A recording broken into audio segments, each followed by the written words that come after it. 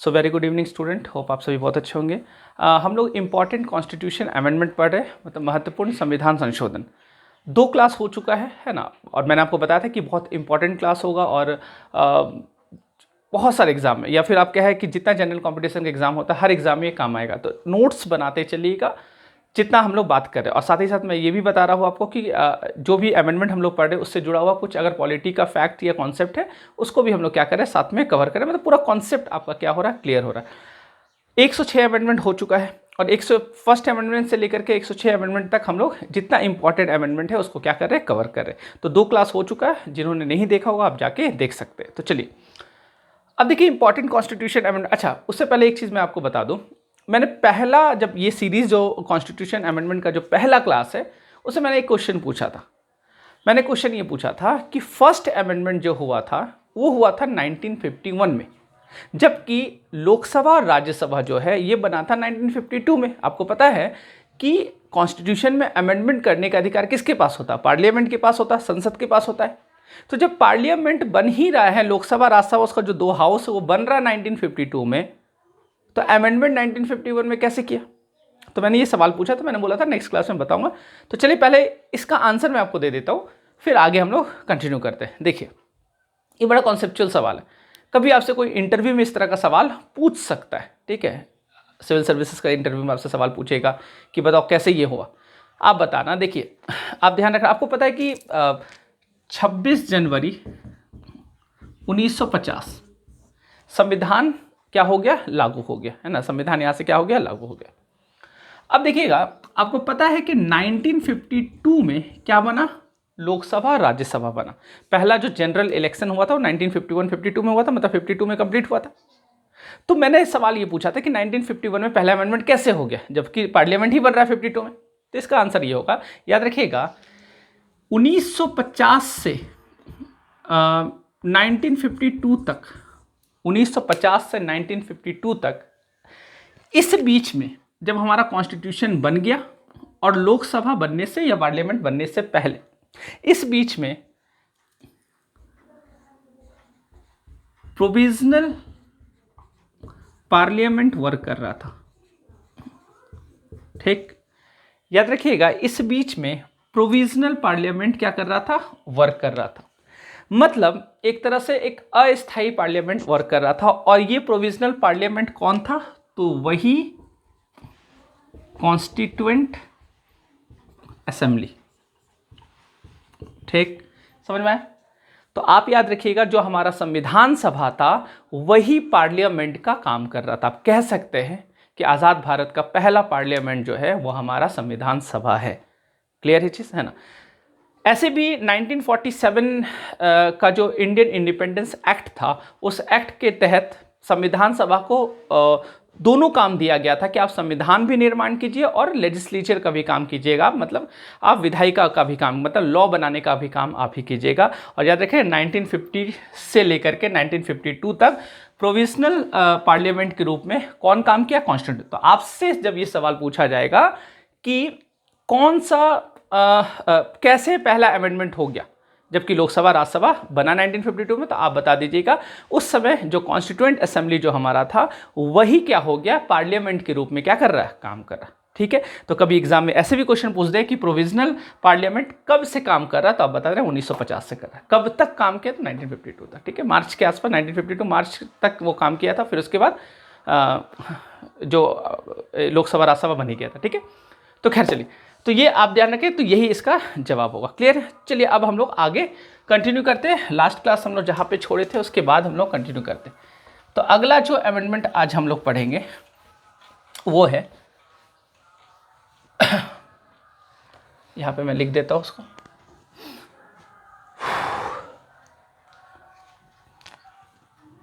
Twenty sixth constitution amendment act 1971, ठीक। 26th constitution amendment act 1971। ये amendment क्या था, देखिए ये एक बड़ा इंपॉर्टेंट अमेंडमेंट है और ये बहुत ज़रूरी था उस समय भारत, आप समझ सकते हैं उस समय का भारत के लिए। अभी आपको क्लियर होगा ये क्या था। देखिए आपको पता है कि जो भारत जब भारत में जब ब्रिटिश हुकूमत करता था तो क्या ब्रिटिश जो था वो पूरे भारत में हुकूमत करता था? डायरेक्ट नहीं, पूरे भारत में डायरेक्ट रूल नहीं करता था। कुछ क्षेत्र ऐसा था जहाँ पे उसका इनडायरेक्ट रूल चलता था, मतलब वहाँ पे राजाओं का शासन चलता था, जिसको हम लोग देशी रियासत या प्रिंसली स्टेट कहते हैं। क्लियर है? तो याद रखिएगा, ब्रिटिश जहाँ पे डायरेक्ट हुकूमत करता था उसको हम लोग बोलते थे क्या? ब्रिटिश इंडिया बोलते थे। 1947 से पहले का मैं बात कर रहा हूँ। और जहाँ पे ब्रिटिश रूल नहीं कर रहा है डायरेक्ट, वहाँ पे कौन रूल कर रहा है? वहाँ पे प्रिंसली स्टेट, वहाँ के राजा लोग रूल कर रहे हैं। दरअसल वो लोग कठपुतले होते थे, आप ऐसे ही समझ सकते हैं, कहीं ना कहीं प्रभाव ब्रिटिश का ही था। ठीक है, तो याद रखिएगा, तो इनडायरेक्ट रूल जहाँ पे चलता था तो वो क्या? प्रिंसली स्टेट कहलाता था। अब जब भारत को जब आज़ादी की बात हुई कि अंग्रेज़ जब बोला कि अब हम, है ना, भारत को आज़ाद करेंगे, एक नया देश बनेगा, पाकिस्तान बनेगा, है ना, भारत का विभाजन होगा, तो देशी रियासतों को ये छूट दिया गया कि चाहे तो तुम भारत में मिल लो, चाहे तो तुम पाकिस्तान में मिल लो, या फिर तुम स्वतंत्र रहो। ये तीन ऑप्शन उन लोगों के पास था। और आपको पता है कि सरदार वल्लभ भाई पटेल, मेनन साहब, इन लोगों का बहुत बड़ा योगदान था सबको क्या करने में, है ना, सबको एक करने में। और जितना देशी रियासत था सबको वो क्या किए? एक किए, है ना। सबको भारत में क्या मिले? साम दाम दंड भेद जैसे हो पाया उनसे वो क्या किए? उसको मिलाने का पूरा कोशिश की। क्लियर है ना? ओके, अब देखिए यहाँ पे समझिएगा इस अमेंडमेंट में क्या था। ये अमेंडमेंट से पहले थोड़ा सा बैकग्राउंड समझिएगा। जब उन लोग को मिलाया गया तो उन लोग कुछ शर्त रखा अपना, बोले कैसे हम लोग थोड़ी मिल जाएंगे, चलो हम ठीक है भारत में मिल रहे हैं, कुछ शर्त होना चाहिए। तो पटेल साहब बोले बताओ क्या शर्त है, बताओ।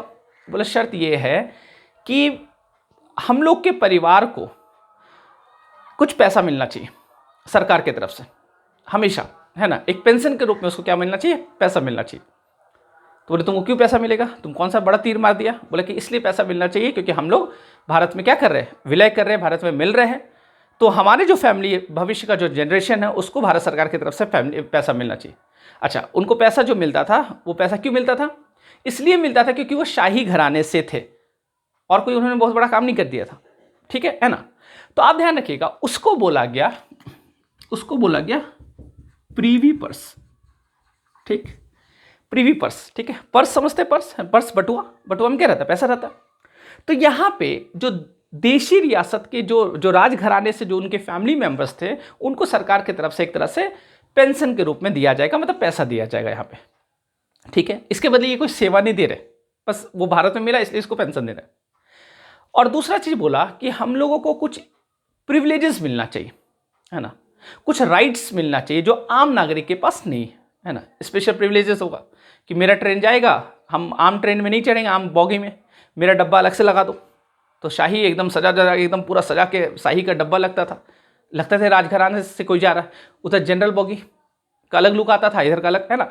तो बहुत सारा उन लोग को राइट्स था, बहुत सारा प्रिविलेजेस था, है ना, वो सब उन लोग को मिला। ठीक है, तो जब मिलाने के बाद बोला अच्छा ठीक है चलो इतना तो करेंगे ही, जो भारत में तो मिल ही जाएगा, है ना, कम से कम। और चलो ठीक है सुन लेते हैं।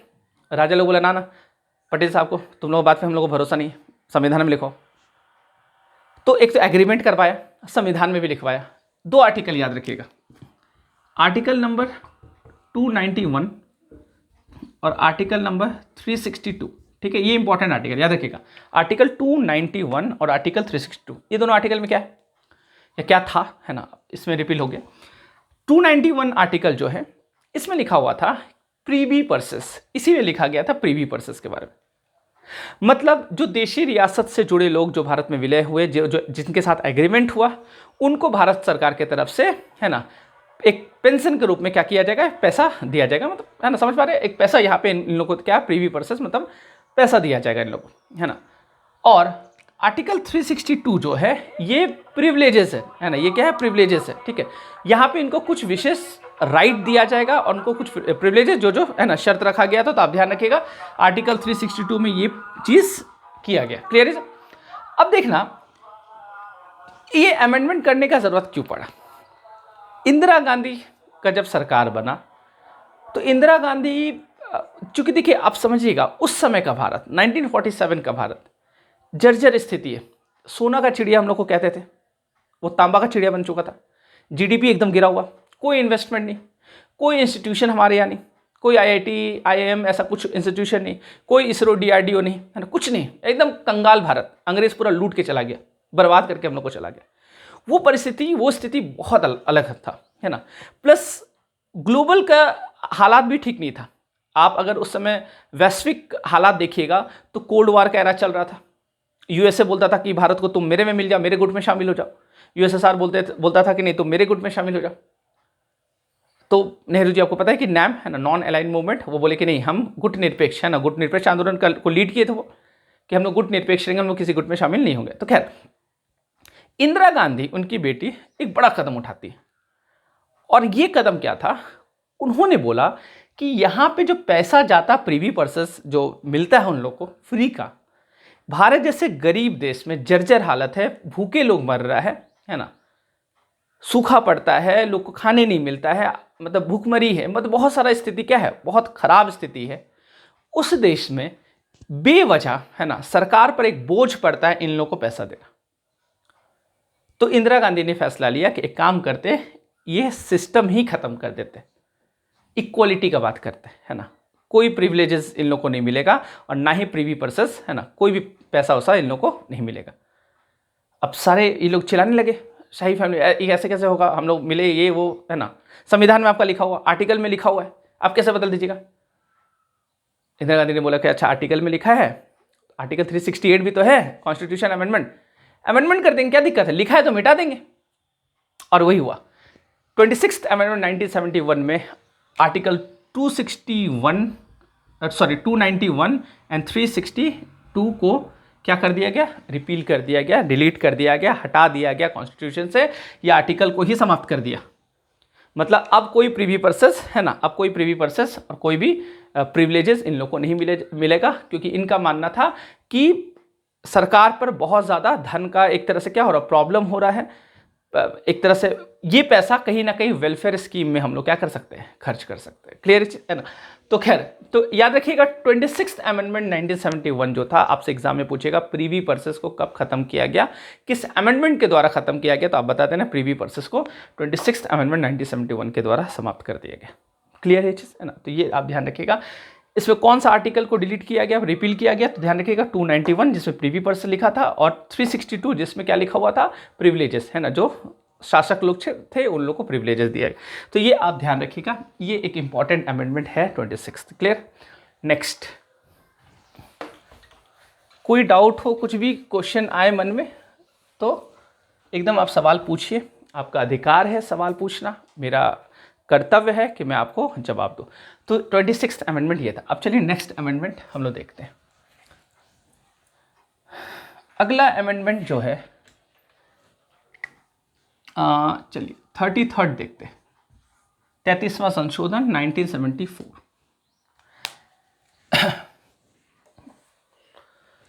33rd कॉन्स्टिट्यूशन अमेंडमेंट एक्ट 1974 ये क्या था, देखिए इस अमेंडमेंट में ये था, आपको पता है कि जो लोकसभा और राज्यसभा इनके जो कौन होते हैं मेंबर, इनको क्या बोलते हैं, एमपी बोलते हैं हम लोग, मेंबर ऑफ पार्लियामेंट है ना, और विधानसभा और विधान परिषद, मतलब इसको लेजिस्लेटिव असेंबली और लेजिस्लेटिव काउंसिल जो होते हैं, इनके जो मेंबर होते हैं, ये विधानसभा के मेंबर को क्या बोलते हैं, एमएलए बोलते हैं, और विधान परिषद के मेंबर को एमएलसी बोलते हैं। ठीक है, ठीक है, clear. Member of legislative assembly, member of legislative council, clear. अब देखिए इन लोग, इस अमेंडमेंट में क्या किया गया, इन लोग को त्यागपत्र देने का अधिकार है अपने अध्यक्ष को, जो उस पीठासीन अधिकारी जो होते हैं ना। तो आप ध्यान रखिएगा, लोकसभा के अध्यक्ष को लोकसभा के मेंबर क्या करते हैं, त्यागपत्र देते हैं। राज्यसभा के सभापति को राज्यसभा के मेंबर क्या करते हैं, त्यागपत्र देते हैं। मतलब ये है, समझिएगा, त्यागपत्र देना, तो पता चला कि जब जिस एमपी को मन किया, अब मन नहीं करा काम करने का, चलो त्यागपत्र दे दिए। यहाँ पे इसको रोकने के लिए इस अमेंडमेंट को किया गया, और ये अमेंडमेंट ये कहता है कि अब कोई भी एमपी, एमएलए, एमएलसी, मतलब जो भी पार्लियामेंट या स्टेट लेजिस्लेचर का सदस्य है, वो त्यागपत्र अगर देता है अपने अध्यक्ष को, तो उनके पास अधिकार है, वो चाहे तो उसका त्यागपत्र स्वीकार कर भी सकते, नहीं भी कर सकते। तो याद रखिएगा, इस अमेंडमेंट में दे दिया गया कि आप स्पीकर को संतुष्ट कर दीजिए, चेयरपर्सन को संतुष्ट कर दीजिए। अगर वो संतुष्ट हो जाएंगे तो आपका रेजिग्नेशन लेटर को वो स्वीकार कर लेंगे। अगर मतलब उनको लगना चाहिए कि कोई जेन्युइन रीजन से आप क्या कर रहे हैं, रिजाइन कर रहे हैं। अगर उनको जेन्युइन रीजन लगेगा, आप दीजिएगा तो ही वो आपका रेजिग्नेशन लेटर क्या करेंगे, स्वीकार करेंगे, वरना नहीं करेंगे। तो इस अमेंडमेंट के द्वारा ये किया गया कि उनके पास ये इन लोगों को जेन्युइन रीजन बताना पड़ेगा। क्लियर है? तो यही था 33rd अमेंडमेंट। तो खैर इतना ध्यान रखिए। अगला अमेंडमेंट, अच्छा अगला अमेंडमेंट बहुत इंपॉर्टेंट है, बहुत ज़्यादा सवाल पूछता है, बहुत ज़्यादा कंफ्यूजन होता है स्टूडेंट को। 2 अमेंडमेंट अभी मैं आपको बताता हूँ, और एक 35th अमेंडमेंट, एक 36th अमेंडमेंट, और दोनों जुड़ा हुआ सिक्किम से। बहुत कंफ्यूज होते लोग, है ना, कि बहुत स्टूडेंट मेरे से पूछते हैं सर सिक्किम को मिलाया कब गया 35th अमेंडमेंट में या 36th अमेंडमेंट में, बड़ा कंफ्यूजन है। थोड़ा देर रुकिए, 5-10 मिनट बाद आपका सारा कंफ्यूजन क्या हो जाएगा, दूर हो जाएगा, फिर ये सवाल आपके मन में नहीं आएगा। तो देखिए, तो अभी पहले हम लोग देखते हैं 35th अमेंडमेंट, 35वां संशोधन, 35th कॉन्स्टिट्यूशन अमेंडमेंट एक्ट। ये कब हुआ था? ये हुआ था 1974 में। इसका आप याद रखिएगा डेट भी, ये इंपॉर्टेंट है, बहुत इंपॉर्टेंट है। ये जुड़ा हुआ किससे?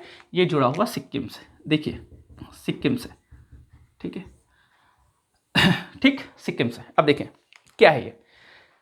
सिक्किम में इस अमेंडमेंट से पहले सिक्किम में राजतंत्र चलता था, ठीक है, वो भारत का हिस्सा नहीं था। याद रखिएगा, सिक्किम भारत का हिस्सा नहीं था, वहां पे राजतंत्र चलता था, और यहां पे चोग्याल डायनेस्टी का शासन चलता था, ठीक, चोग्याल वंश का शासन चलता था। अब सिक्किम जो है वो एक अलग से देश ही था, समझ पा रही है, ये एक अलग से कंट्री था सिक्किम। अब सोचो कितना छोटा कंट्री, एकदम बीच में फंसा हुआ है। अब इधर उधर पूरा भारत का राज, उधर चाइना है, मतलब आप समझ सकते हैं चारों तरफ से घिरा हुआ। इसको कहीं भी आगे बढ़ना होगा या समुद्र तक भी जाना होगा तो क्या करना पड़ेगा, परमिशन लेना पड़ेगा। तो लोग तबाह हो चुके थे, ऐसे भी चोग्याल डायनेस्टी लोग तबाह हो चुके थे। वो लोग चाह रहे थे कि हम भारत में मिले, और यहाँ के राजा नहीं चाह रहे थे। वो बोले कि नहीं नहीं, हम कितना अच्छा हम शासन कर रहे हैं। ये अपना ऐशो आराम का जिंदगी जी रहा था, आम लोग परेशान, कोई मतलब नहीं राजा को। भारत सरकार को लगा, इंदिरा गांधी का सरकार था, एग्रेसिव प्रधानमंत्री, उनको लगा यही मौका है ना सिक्किम को भारत में मिलाने का। वो रेफरेंडम करवा ली, मतलब बोले कि एक काम करो सिक्किम में मिल लो। चोग्याल डायनेस्टी वाले से बात की, तो अब देखिए हुआ क्या कि लोग, जनता लोग आंदोलन कर रहे, अलग परेशान। वो लोग बोले कि नहीं भारत में मिलो, भारत में मिलो, लोकतंत्र साबित करो, यहाँ पे हमको राजतंत्र नहीं चाहिए, खत्म करो इसको। अभी इंदिरा गांधी ने एक बड़ा अच्छा समाधान निकाला। इंदिरा गांधी बोली कि एक काम करो, चोग्याल वाला को बोली कि एक काम करो, तुम भारत का एसोसिएट स्टेट बन जाओ।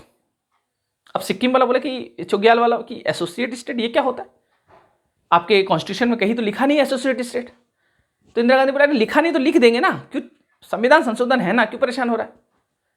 उसको बोले कि एक काम करो, सांप भी मर जाए लाठी भी नहीं टूटे, तुम भारत का स्टेट बन भी जाओ नहीं भी बनो। बोले कैसे होगा? ये ऐसे होगा कि एसोसिएट स्टेट जब तुम मेरा बन जाएगा तो कुछ विषय तुम्हारे पास रहेगा, और अधिकांश या कुछ विषय हम लोग रखेंगे, भारत सरकार के पास रहेगा, और ज़्यादातर विषय तुम्हारे पास रहेगा। उस पर तुम कानून वानून बनाना, उस पर तुम शासन व्यवस्था करना, और कुछ कुछ विषय ऐसा है जो विदेश विदेश का मामला हो गया, कम्युनिकेशन ये सब का मामला हो गया, ये सब को हमको दे दो, भारत सरकार डील करेगा। इससे क्या हो गया, जनता को लगेगा भारत से मिल भी गया, नहीं भी मिला। ये बस चाल था हम लोग को, है ना, भारत का एक डिप्लोमेटिक प्रहार था सिक्किम पर, सिक्किम को एक तरह से क्या करने में, है ना, भारत का हिस्सा बनाने। तो 35th कॉन्स्टिट्यूशन अमेंडमेंट एक्ट किया गया 1974, और याद रखिएगा इस अमेंडमेंट के द्वारा सिक्किम को एसोसिएट स्टेट बनाया गया। ठीक, आप ध्यान रखिएगा, एसोसिएट स्टेट मतलब क्या होता है, सहायक राज्य। अब इंडियन कॉन्स्टिट्यूशन में कहीं भी सहायक राज्य लिखा ही नहीं था, एसोसिएट स्टेट वर्ड ही नहीं था। बोले ये कैसा राज्य होता है? बोले बस एक सहायक का भूमिका तुम निभाएगा। देखिए सहायक है ना, तो सहायक राज्य का भूमिका करेगा, तुम पूर्ण फुल फ्लेज स्टेट नहीं है, तुम पूर्ण राज्य नहीं है तुम भारत का, तुम बस सहायक राज्य। तो बोले चलो ठीक है ना। तो सिक्किम है ना को क्या किया गया, सहायक राज्य का दर्जा दिया गया इस अमेंडमेंट के द्वारा। और ये कॉन्स्टिट्यूशन में नहीं लिखा था इसलिए लिखाया गया। कहाँ पे लिखाया गया? तो ध्यान रखिएगा, इस अमेंडमेंट के द्वारा एक आर्टिकल जुड़ता है 2A। कौन सा आर्टिकल? 2A। और एक शेड्यूल जुड़ता है, कौन सा शेड्यूल? Schedule number 10। ठीक है, 10वीं अनुसूची, याद रखिएगा 10th शेड्यूल। तो ये शेड्यूल नंबर 10 और आर्टिकल नंबर 2A को ऐड किया गया। अच्छा, यहाँ पे बहुत लोग कंफ्यूज हो सकते हैं, बोलिए कि सर 10 शेड्यूल तो में तो आज दल बदल दिया गया है, आपने सुना होगा 10 शेड्यूल में क्या दिया गया, एंटी डिफेक्शन लॉ, दल बदल कानून उसमें बताया गया। बोलिए सर वो तो 10th शेड्यूल तो 52nd कॉन्स्टिट्यूशन अमेंडमेंट एक्ट 1985 में जुड़ा, फिर आप कैसे बता रहे कि यहाँ पे आप तो गलत पढ़ा रहे। तो आप थोड़ा सा ध्यान रखिए, आपको ये चीज़ क्लियर हो जाएगा मैं क्या बता रहा हूँ। देखिए मैंने आपको क्या बताया अभी, बस याद रखिए, इस अमेंडमेंट के द्वारा सिक्किम को एसोसिएट स्टेट का दर्जा दिया गया और आर्टिकल 2A और शेड्यूल 10 को क्या किया गया, इसमें ऐड किया गया, जोड़ा गया। क्लियर है यहां तक, है ना, यहां तक समझिएगा आप। अब कोई कंफ्यूजन नहीं, आपसे जब पूछेगा कि सिक्किम को एसोसिएट स्टेट का दर्जा कब मिला, इस समय, अब याद रखिए पूर्ण राज्य का दर्जा नहीं मिला, लेकिन आपको पता है कि वहां पे आप सिक्किम में रेफरेंडम करा के, है ना, वोट करा के जनता ने कहा कि हम भारत में क्या होना चाहते हैं, मिलना चाहते हैं, हम लोकतंत्र चाहते हैं। और जस्ट इसके बाद एक अगला अमेंडमेंट जो होता है वो होता है कब, तो ये याद रखिएगा, ठीक है। क्या मैंने बताया, 35th कॉन्स्टिट्यूशन अमेंडमेंट एक्ट के द्वारा क्या कर दिया गया, 1974 में सिक्किम को एसोसिएट स्टेट का दर्जा दिया गया। याद रखिएगा फुल फ्लेज स्टेट अभी भी नहीं मिल रहा है ना, 74 मतलब 35th अमेंडमेंट का हम लोग बात कर रहे हैं। और आर्टिकल 2 और शेड्यूल 10 को क्या किया गया, जोड़ा गया। लेकिन अगला अमेंडमेंट जब होता है वो होता है कब, 36, इसको भी आप समझ लीजिए साथ ही साथ। 36 अमेंडमेंट जो हुआ था वो हुआ था 1975 में, ठीक है। और 1975 में जब 36 अमेंडमेंट होता है तो यहां पे अब एसोसिएट स्टेट नहीं होता है, अब ये क्या हो जाता है, फुल फ्लेज्ड स्टेट। अब सिक्किम फुल फ्लेज्ड स्टेट हो जाता है और आर्टिकल 2A को रिपील कर दिया जाता, खत्म कर दिया जाता और शेड्यूल 10 को भी क्या कर दिया जाता, समाप्त कर दिया जाता है। याद रखिएगा 9th शेड्यूल तो मैंने आपको बताया था कब जुड़ा था, फर्स्ट कॉन्स्टिट्यूशन अमेंडमेंट एक्ट में 9th शेड्यूल जुड़ा था। 8th शेड्यूल तक मैंने बताया था मूल संविधान ओरिजिनल कॉन्स्टिट्यूशन में था। 9th शेड्यूल कब जुड़ा था, फर्स्ट अमेंडमेंट। 10th शेड्यूल जो आज आप लोग जानते हैं वो कब जुड़ा था, 52nd अमेंडमेंट 1985। लेकिन बहुत कम लोगों को पता है कि इस समय भी 10th शेड्यूल जुड़ा था। ये अब आपको क्लियर हो गया ना। अब आपसे पूछेगा कि 10th शेड्यूल क्या पहले कभी था, बोला हाँ बिल्कुल था, लेकिन उसको क्या कर दिया गया, 36th अमेंडमेंट के द्वारा समाप्त कर दिया गया। क्लियर चीज है ना। तो आप एक बात ध्यान रखिएगा, 36th अमेंडमेंट के द्वारा ये शेड्यूल 10 क्या हो गया, समाप्त, और आर्टिकल 2A समाप्त हो गया। यही वजह है कि आगे 52nd अमेंडमेंट जब हुआ, जब दल बदल कानून हम लाए, तो 10th शेड्यूल में, तो आप ये ध्यान रखिएगा 10th शेड्यूल दल बदल से पहले एसोसिएट स्टेट का यहाँ पे सिक्किम को मिला था दर्जा। ये क्लियर है आपको। तो अब कुछ नहीं, कोई कंफ्यूजन नहीं। अब ध्यान क्या रखना आपको, सिक्किम से जुड़ा क्या याद रखना, 35th अमेंडमेंट के द्वारा सिक्किम को एसोसिएट स्टेट का दर्जा मिला और 36th अमेंडमेंट के द्वारा सिक्किम को फुल फ्लेज्ड स्टेट का दर्जा मिला, मतलब पूर्ण राज्य का यहाँ पे क्या हो जाता, दर्जा मिल जाता। क्लियर है ये चीज, है ना, क्लियर है। अच्छा, एक चीज और आप ध्यान रखिएगा कि सिक्किम के लिए कुछ स्पेशल प्रोविजन किया गया, और आपको पता है कि स्पेशल प्रोविजन आर्टिकल 370 और आर्टिकल 371 में किया गया। तो 370 आपको पता है जम्मू एंड कश्मीर, 371 में बहुत सारा राज्य है। तो आप चलिए एक फैक्ट और मैं बता दूं, मैंने आपको बताया था कि कॉन्स्टिट्यूशन अमेंडमेंट के साथ साथ मैं कुछ एक्स्ट्रा फैक्ट भी बता रहा हूं। अगर आपसे पूछे क्वेश्चन कि सिक्किम जो है इसको स्पेशल प्रोविजन किस आर्टिकल में मिला, तो आर्टिकल 371, ठीक है। 371 कौन वाला, ABCD, है ना, कौन, तो ध्यान रखिएगा 371F। ये भी एक इंपॉर्टेंट सवाल बनता है कि सिक्किम को स्पेशल स्टेटस का दर्जा या स्पेशल राज्य का दर्जा, विशेष राज्य का दर्जा किस आर्टिकल में दिया गया है। तो आप ध्यान रखिएगा आर्टिकल 371F में सिक्किम को विशेष राज्य का दर्जा, स्पेशल प्रोविजन स्टेट का बात किया गया। यहाँ पे क्लियर है जी, कोई कंफ्यूजन नहीं। आपसे पूछेगा कि सिक्किम राज्य कब बना भारत का, तो आप इस अमेंडमेंट को टिक कीजिएगा, 36th अमेंडमेंट। सिक्किम एसोसिएट सहायक राज्य कब बना, तो आप 35th अमेंडमेंट को टिक कीजिएगा। क्लियर है ना। तो ये कोई कंफ्यूजन यहाँ पे अब नहीं होना चाहिए। तो चलिए ठीक है, तो आज के लिए इतना ही, मिलते हैं हम लोग नेक्स्ट क्लास में। Thank you so much.